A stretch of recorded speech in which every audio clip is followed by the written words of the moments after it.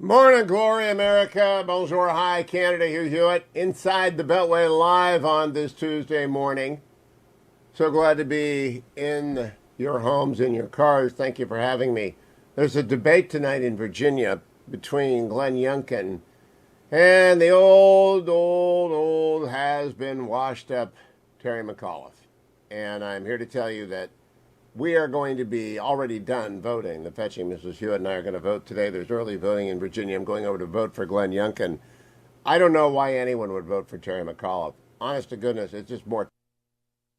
Virginia is already losing businesses and people to Tennessee and North Carolina and Florida and the rest of those places without taxes. And Terry McAuliffe wants to come in and get taxes. Terry McAuliffe is in pretty desperate shape. And I know that because yesterday a Democratic group began running ads slamming Glenn Youngkin for not having been endorsed by gun groups. That's right. Of course, Terry McAuliffe isn't endorsed by gun groups either. They're not endorsing. And that's because Glenn Youngkin is center-right conservative. A pretty good hunter, by the way, knows firearms. Wouldn't fill out any checklist for any group, which is why he didn't get the endorsement. And therefore, Terry McAuliffe, who is desperate because he's falling behind in every poll, it's either gotten closer or closer, is now running ads, and Democratic groups are running ads accusing Glenn Youngkin of being soft on guns. That's just how Terry McAuliffe rolls. In fact, let's go to the first debate that they had and grab a clip from that where it sort of illustrates Glenn Youngkin's style and Terry McAuliffe's duplicity. Here it is, cut number 10 from their first debate. First of all, he called me anti-vax. That's a lie. I'm not anti-vax. In fact, he appointed a woman to the George Mason board that was absolutely anti-vax. And the only reason he did it is because she gave him hundreds of thousands of dollars for his campaign. His position flip-flops based on who's paying him. And in this case, I support the vaccine. I stand up for the vaccine. Mr. Youngkin, but I your time is respect up. individuals' ability to make that decision. The moderator worked hand in glove with Terry McAuliffe in the first debate, and Glenn Youngkin won anyway. And I'll be going off to vote for Glenn Youngkin today, regardless of what people say in the next hours. I made up my mind. I'm voting for Glenn Youngkin. I want everyone to get out and vote for Glenn Youngkin early. It's the only smart thing to do. However, I want you to know that tonight's debate's being moderated by my friend Chuck Todd. I expect he will be fair. He always is. And if with a fair moderator, Glenn Youngkin wins. Terry McAuliffe is showing his age. He's showing his old liberal stakes. Meanwhile, Democrats are in complete disarray. So the national context for the state of Virginia gubernatorial race is discussed with Joe Biden. The lead story this morning is the Taliban have announced. New Taliban chancellor of Kabul University announces women are banned. Tightening the Taliban's restriction on women, the group's new chancellor for Kabul University announced on Monday that women would be indefinitely banned from the institution, either as instructors or students. I give you my words, the chancellor of Kabul University, Mohammed Ashraf Garat, said in a tweet Monday, as long as a real Islamic environment is not provided for all, women will not be welcome to the universities or work. Islam first. So the inevitability of Joe Biden's collapse, the inevitability of his incoherence, the inevitability of his infirmity has come home to roost. Later today, I taped an interview with John Androzik yesterday that we will play for you in hour number 3 today. All predictable. Joe Biden is responsible for this fiasco. And you should know that. And when you vote in the Virginia election, you should know that. You should also know that the Republicans stopped yesterday an absurd bill hiking the national debt that Democrats don't want to pass on their own to cover the massive, they have to attach it to their massive tax and spend bill, which is already running into trouble. Yesterday, they proposed a new 20% hike in a carbon tax. It's one of the most amazing taxes out of nowhere. They came up with this massive new tax. And they hadn't told anyone about it. They wanted to tax all carbon products, this massive new tax. And some of the moderate Democrats got together and said, you know, we're not really going to vote for that. So there's a deadlock. The Republicans, as expected, turned down the debt limit. Their accomplices in the media are trying very hard to make that appear to be a normal thing, to make that appear to be a Republican problem. It's not. The Democrats can't get their act together. They cannot make up their mind on what to do because the moderates and the progressives cannot agree. There are no moderates. The liberals and the leftists can't agree. That's the problem with the Democratic Party. The liberals and the leftists can't agree. Other news. Over at the landing page of the Washington Post, you'll find my new editorial on vaccines. Trust the doctors, not the internet. And I drew on my now decades-old experience with the Chad Green case, where Chad Green's parents simply would not allow modern medicine to treat Chad, 4-year-old boy at the time. They eventually bolted from Mexico, took him to Mexico to try Laetrile, and when they got to the Laetrile, Chad Green died. And Dr. Truman, who I got to know a little bit when I was an undergraduate, just couldn't do anything about it because he was beyond the jurisdiction of the law. But the people who sold the greens on Laetrile are like the people who are now selling you on anti-vaxxer stuff. Just don't believe it. The idea that Terry McAuliffe appointed an anti-vaxxer to the George Mason board. I want to play that one more time. This is from the last debate. Glenn Youngkin, cut number 10. First of all, he called me anti-vax. That's a lie. I'm not anti-vax. In fact, he appointed a woman to the George Mason board that was absolutely anti-vax. And the only reason he did it is because she gave him hundreds of thousands of dollars for his campaign. His position flip-flops based on who's paying him. And in this case, I support the vaccine. I stand up for the vaccine. Mr. Youngkin, but I your time is respect up. individuals' We ability want to to go make on to that the next decision. topic. That is exactly right. Now, I want to play for you as well John Yarmuth, Democrat from Kentucky, chairman of the Budget Committee, talking yesterday about why the Democrats have so much problem putting together a massive tax and hike bill, but while in the end they will get it done. Cut 17. So then the question comes, if you can't find the resources to do it, what do you do? And this is part of a much longer topic that I'm not going to discuss today, but I'll make some recommendations. One is, we don't need to find ways to take money from people to pay for what we need to do for people. In this country, because we issue our own currency and because we borrow and spend in our own currency, we can pay for whatever we want to pay for. We just tell the Treasury to pay the bills. We write the checks when the bills come in. And you say, well, what about the debt? $28 trillion. Are we piling it on our grandkids? No, we're not. We're not. This is standard, I will say, conservative rhetoric. And even some Democrats parrot it. Well, we're putting it on our kids' credit card. We've been accumulating debt in this country for 230 years. Not one person has ever been asked to pay for his or her grandfather's profligacy. Stop right there. Never They have. print the money. He They just were saying admitted this, it. I'm sure, In fact, when the $28 trillion reached- national debt was $20 trillion when the last year of the George Bush presidency began. And so in 13 years, we've doubled it, and Democrats are going to double it again in 5 years because they're simply, as John Yarmuth announced, attempting to print money.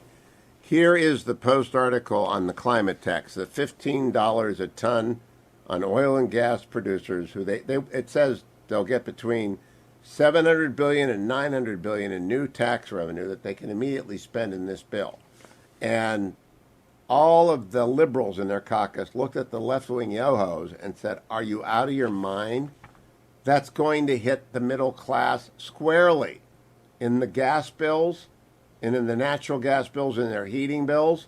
Are you out of your mind? Because the left doesn't really understand how this works. Like John Yarmuth just said, why don't we just print the money? We're not spending your grandkids' money. Yes, they are.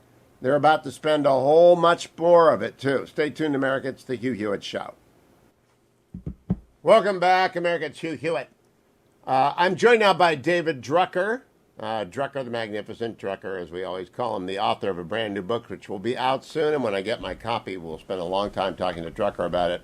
But right now, David Drucker, what are the Democrats going to agree to do? And we know it doesn't cost $0. I won't ask you to debunk their talking point. Where are they? Well, I don't know if they know where they are. I mean, they have to solve a problem, which is they don't have the votes to do what they want to do. They only have the votes to do something else. And, of course, as you know, Hugh, I mean, and this is really, I think, a problem for Americans on both sides of the aisle. Everybody wants to spend money as long as they're not paying. So whenever you can present a bill as the other guy's paying for it, politically that goes a long way. But in the meantime, Democrats have to somebody's got to bite the bullet here. They've got a 5-seat majority in the House. They've got a majority in the Senate only because they have the tie-breaking vote. It's not actually a majority. They don't have the votes to do what they'd like to do. And they're going to have to resolve these differences and accept the fact, which I'm sure the more knowledgeable, pragmatic members have internalized, but others may not have, that Republicans aren't really going to help them much. And so they have to negotiate among themselves. Mitch McConnell, I played his remarks, we're not voting for any of this, we being Republicans. And I'm a Republican, so I'm completely sympathetic to the leader.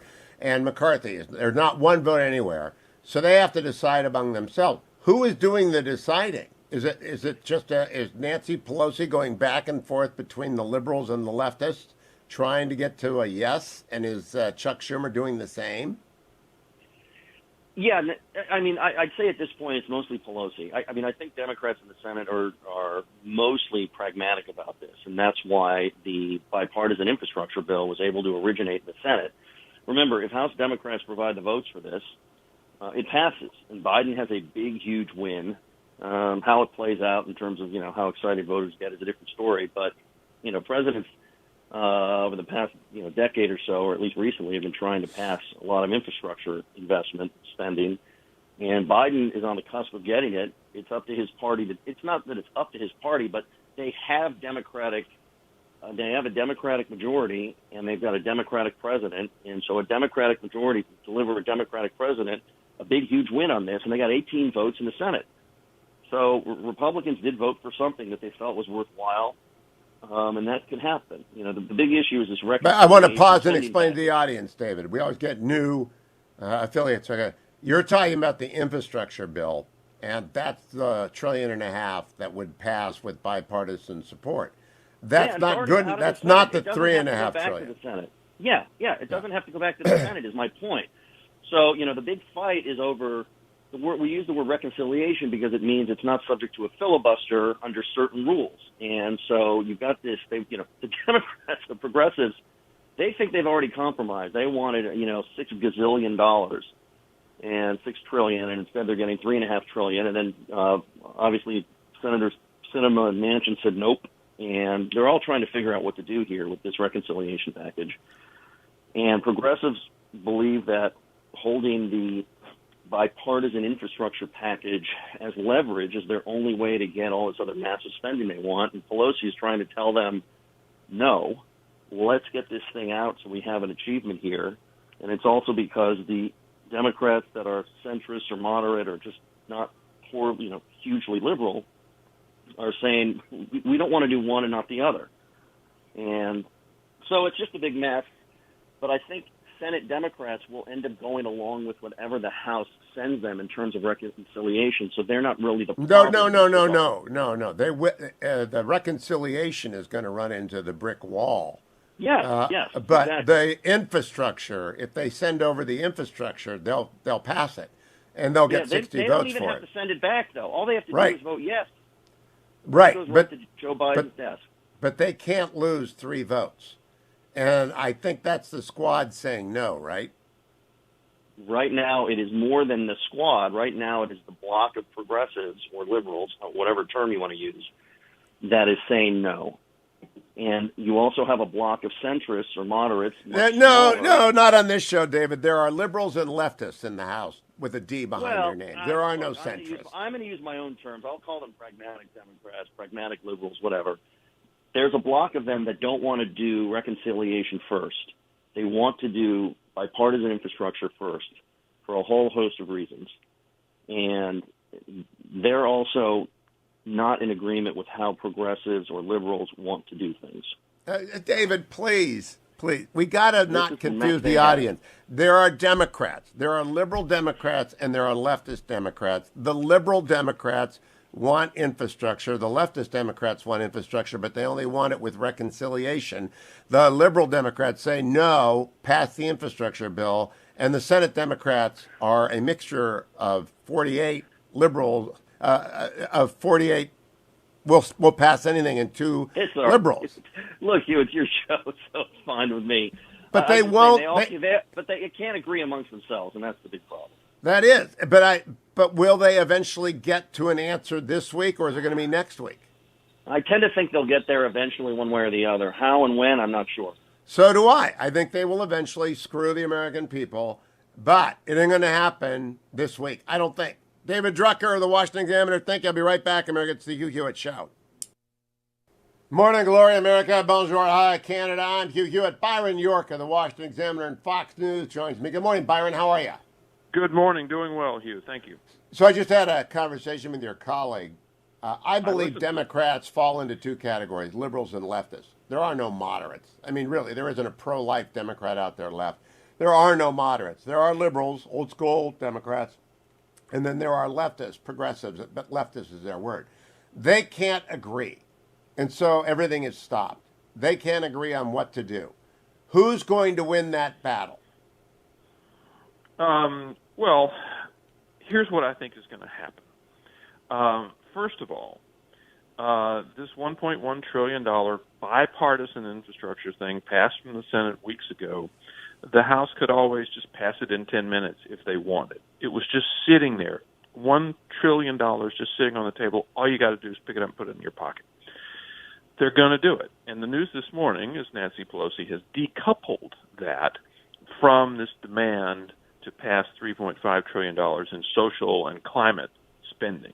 And remember, President Biden caused kind of a ruckus when he came out and said that they had to be passed together.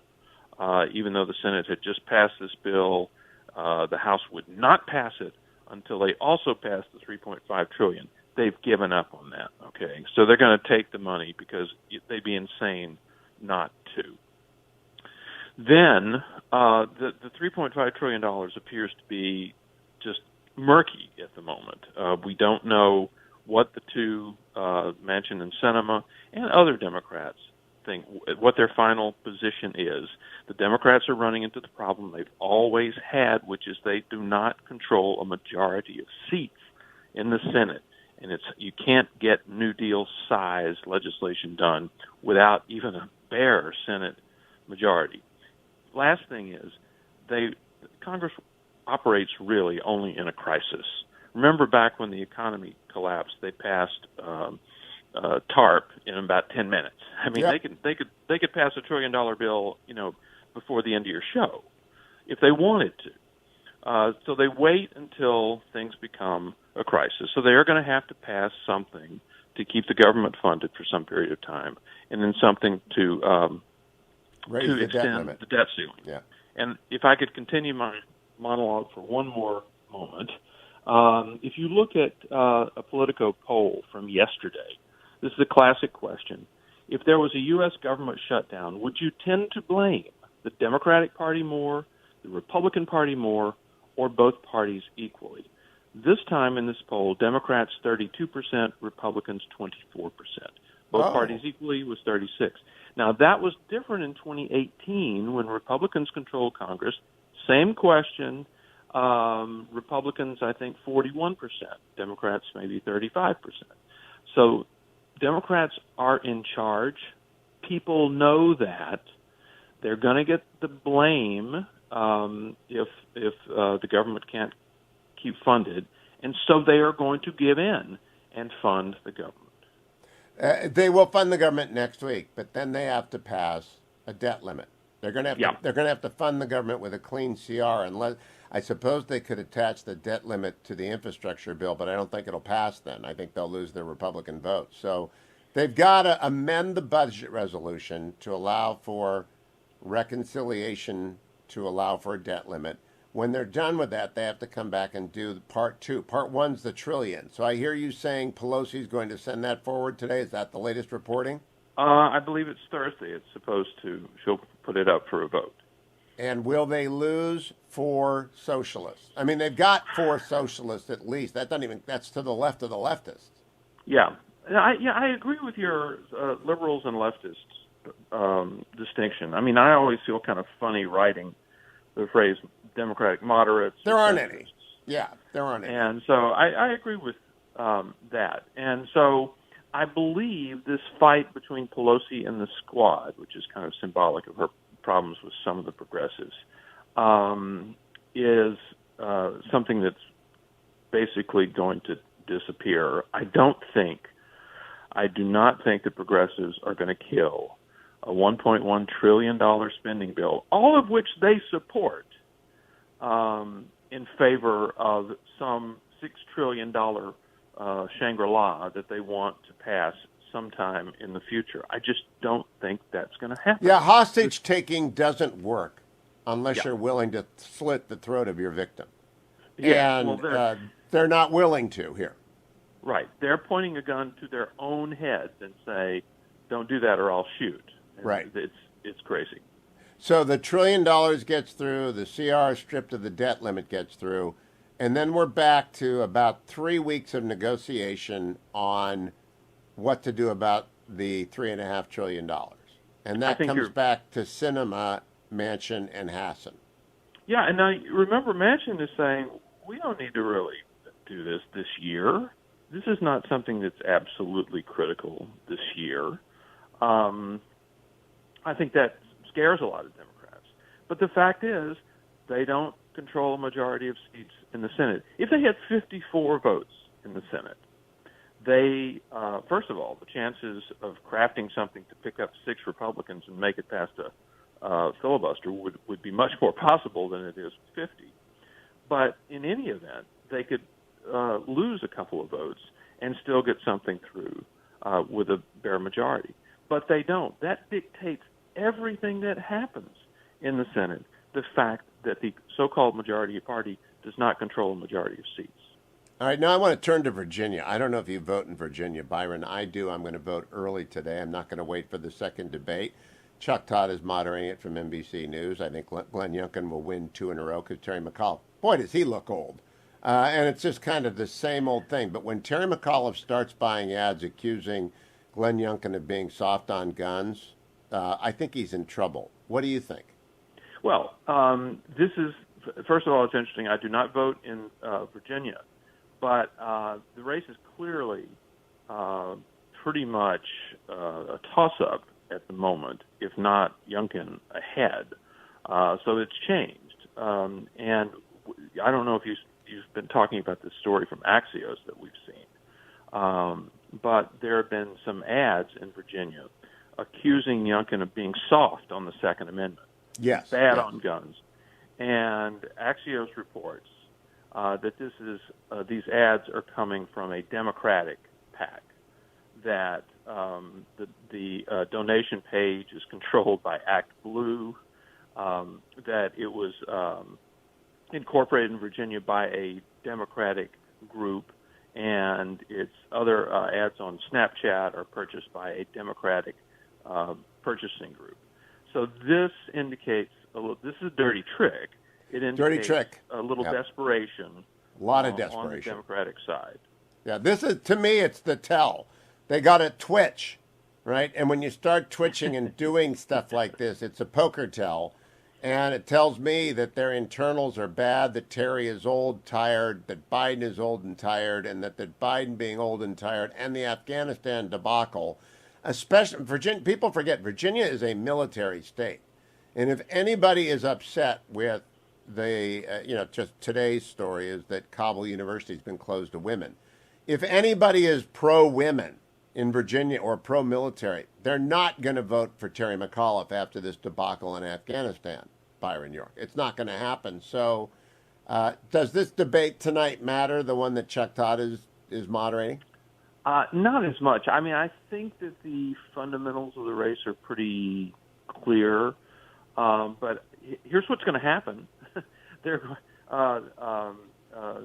McAuliffe is going to try to connect Youngkin to Donald Trump and say how terrible Donald Trump is over and over and over and over.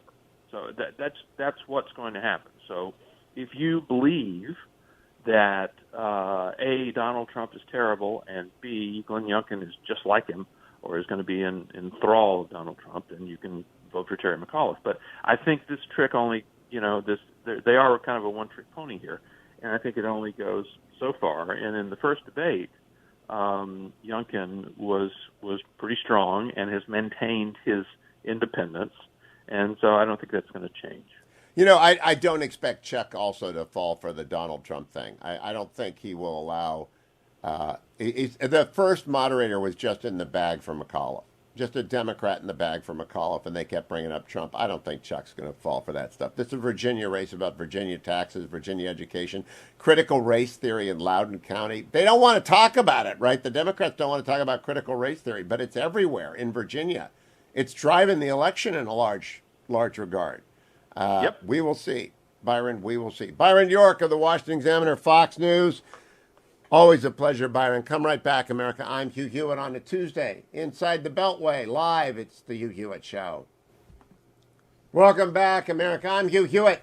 Joined now by my friend Admiral James Stavridis, retired United States Navy, chairman of the Rockefeller Foundation, chairman of all sorts of things, member of the Carlyle Group. Admiral Stav, good morning. How are you? Doing well, Hugh. Up in Long Island today, as a matter of fact. Did a speech last night at a bank here. Out and around again. I'm glad to hear it. I Yeah. have two questions for you. The Taliban have closed Kabul University to women. This is not surprising. Yesterday they hung 4 people from cranes. That's not surprising. What we see happening out of there will continue to get worse and will roll out over the days and weeks and months ahead.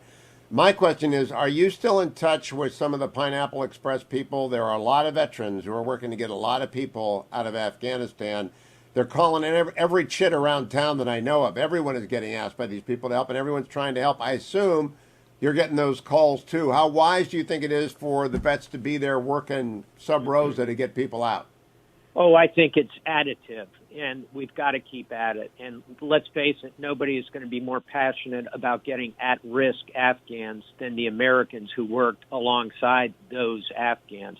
And, we often use the shorthand interpreter, but it's vast number of people, 100,000 plus, maybe 200,000 when you add in them and their families, who were interpreters, logisticians, frontline soldiers, commandos, helicopter pilots.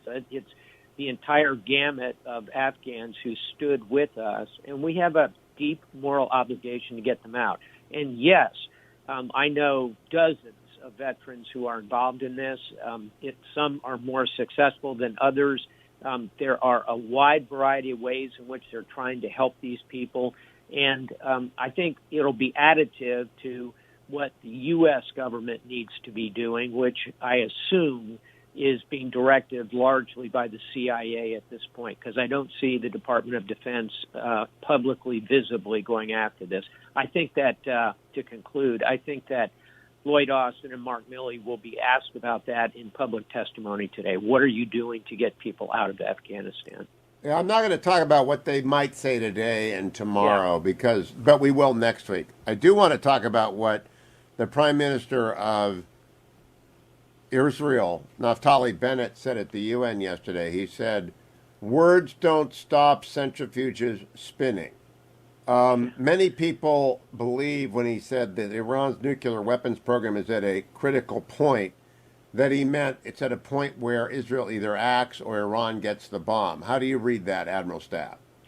I think you've got it roughly right. We could probably have a discussion about whether it's this minute or whether it's 6 months from now or at the outside a year from now. But Israel has always been very clear that they will not tolerate an Iran that can sprint to a nuclear weapon, and nor should they. It's an existential threat in every dimension to Israel. And, oh, by the way, it's not just a nuclear weapon. Iran already has a profound ballistic missile capability, which can overwhelm the Israeli vaunted missile defense system. So Israel has plans to conduct such strikes. They would rather see a diplomatic and non-combat solution, but they're not going to tolerate an Iranian capability to sprint. I'll define that as less than 6 months to get to a nuclear weapon. Iran is probably approaching that point now. So when they get to that point, when they hit the breakout moment, what do you expect Israel to do, and what will the United States do to help or hinder Israel? I think the Israelis will take military action. They will probably, before they go to an overt strike capability use, they will probably attempt more clandestine. In other words, as they have shown us, they clearly have, if you will, boots on the ground, plenty of capability inside Iran. They'll probably try and do something smaller scale from the inside, but failing that, if they don't have the means to get inside those Iranian facilities, particularly the centrifuge farms, then I think you're going to see them launch a major attack. It could come from long-range missiles, long-range airstrike. They have all the capability to do that. What the U.S. will be faced with is a choice of whether to provide critical intelligence, to provide the ability to move those forces forward, air tanking, all those kinds of things. I think that'll be a choice that the Biden administration is hoping not to face. But at the end of the day, my view, at the end of the day, we, the United States, cannot tolerate Iran having that nuclear breakout capability. It is widely believed, though I cannot confirm it, that Israel provided us with notice of the Iranian intent to strike al-Assad with ballistic missiles, which they did following the assassination of Soleimani. So they have obviously great intel there. What sort of intel would we be providing them, Admiral? But stuff that they don't have eyes in the sky? Because the Israelis have got lots of eyes in the sky.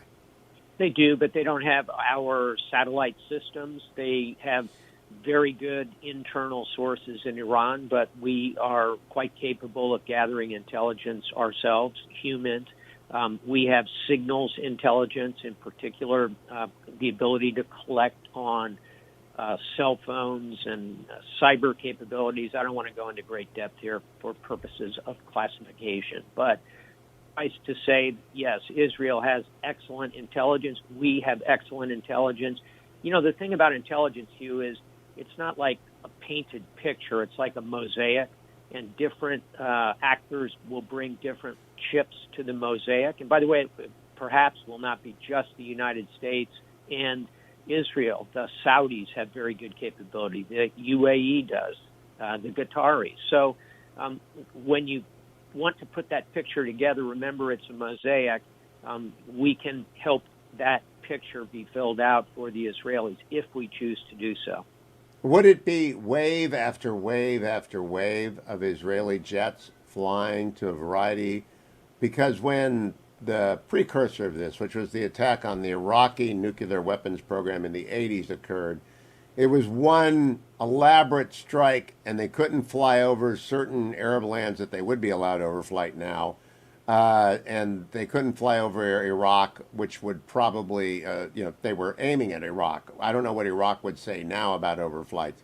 What do you think, Admiral? Is it as an elaborate an attack as happened last time? I think that the Israelis will want to be as precise as they can possibly be. They'll also be highly creative here. In other words, Hugh, it will probably be long-range missiles in combination with manned aircraft, in combination with offensive cyber capability, for example, to blunt Iranian air defense systems, in combination with internal boots on the ground, taking out particular nodes physically. It'll be a combined, sophisticated plan. It's not going to be a single rifle shot. It'll be all those elements coming together. And of course, they're not aiming to take out every Iranian production facility in the entire country of Iran, which is vast. They'll be very precision guided in what they go after, and they'll want to do the maximum damage. and push Iranian capability to get to the bomb back as far as they possibly can. At the heart of it, of course, is the enriched uranium and the centrifuges that produce that weapons grade of the uranium. So, Admiral, long ago, the Chief of Staff, then Chief of Staff to General Mattis when he was running the MEF out of Camp Pendleton, his name was Colonel Clark Lethine, said to me, the problem with civilians, Hugh, is you never think about second and third order consequences. And I always remember that. What will be the second and third order consequences of the strike that Bennett at the UN was hinting at yesterday? Well, they will be directed in the immediate moment at Israel itself, and it would be principally Hezbollah, which is the terrorist organization that has embedded itself in southern Lebanon in possession of tens of thousands of surface-to-surface missiles. Some of those are very short range. Some can go all the way down south to the Israeli facilities in the desert. And I think you would see in the immediate moment a rain of those missiles coming in. Israel would be ground zero for those attacks. Secondly, Iran would launch its own ballistic missiles, conventional ballistic missiles, principally at Israel. If the Iranians could tie Saudi cooperation or Gulf state cooperation to the strike, say overflight, you might see reactions against the Saudi oil fields, and you could see the Iranians decide to dump thousands of mines into the Strait of Hormuz. That would be just the initial few days. Then you'd see, I think, targeted assassination attempts. To the degree the U.S. was involved, there'd be actions directed against the U.S. globally. Iran and Hezbollah have a very robust terrorist organization. So, second, third order effects would be coming. And, oh, by the way, with all respect to the colonel, I've met a lot of civilians who are smart enough to think through second and third order effects. I know that the Biden administration is doing that, and that's a principal reason they're hoping to avoid the need for that kind of strike through diplomacy. But there comes a point where you have to recognize, I think, that not you, Admiral, but generally, that we have to recognize that Iran is not going to be deterred. And when that point comes and they cross over the breakout line, Israel's going to act. I was just curious if you thought among the second order impacts, a ground invasion of Lebanon coordinate with the strikes on Iran would occur so as to preempt as much of the Hezbollah rocketry as possible. I think that's a possibility. And let's face it, the Israelis, who have a finely tuned war machine in their own armed forces, would not have to commit ground troops to invading Iran. So their army would be available, if you will, for that kind of mission. Let's hope we don't get there. But to your point, if you're an Israeli, and this is why Naftali Bennett said those words at the UNGA, the United Nations General Assembly, we all want to be Sun Tzu, right? The great Asian strategist. That the greatest battle is the one you never actually fight. He's all about diplomacy and head fakes and figuring out a clever way to win. But Sun Tzu also said, when on death ground, fight. And what he meant by that was when someone is going to kill you and you are on your death ground, you have to fight. And I think that's how Israel feels about an Iranian nuclear weapon. Perfect bow on it. Thank you very much, Admiral James Stavridis. Follow him on Twitter, by the way, at Stavridis, if you want him to speak to your group, Washington Speakers Bureau.